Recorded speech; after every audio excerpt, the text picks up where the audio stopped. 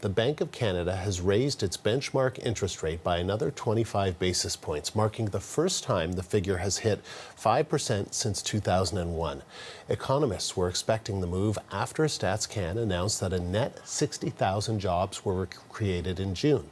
The central bank has been trying to slow the economy in order to deal with the high inflation rates, but growth has been stronger than expected. The bank says strong consumer demand and labor markets are continuing to drive inflation. Meanwhile, we're now seeing chartered banks bumping up their prime lending rates as a result of the rate hike. CBC Business reporter Jeannie Lee tells us more.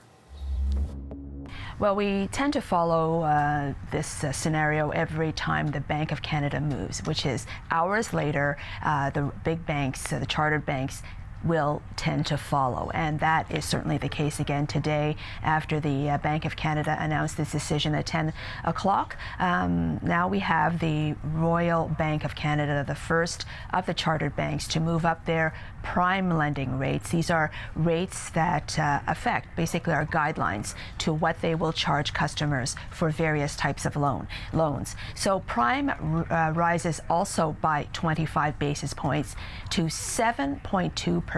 And that is a figure you'd have to go back to January of 2001, 22 and a half years, in fact, for prime to be as high as this, 7.2%.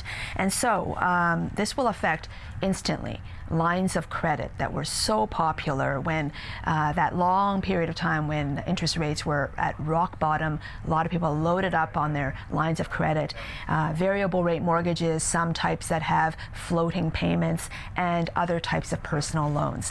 And we'll take a look at this graph now, which shows you how the Bank of Canada's rate decision, and if you look at this, you pretty much can also see a mirror to what the chartered banks charge in terms of prime.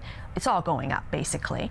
And so you have the Bank of Canada, which today moved its prime rate to also a 22-year high, 5% even, when really just 16 months ago, on March 2nd, 2022, it was at 0.25%, as close to free money as you can possibly get without it being actually free.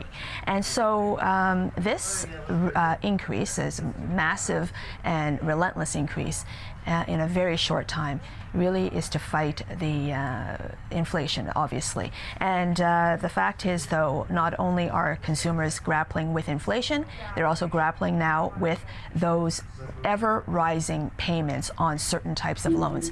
And I'll give you just an example to drive this home.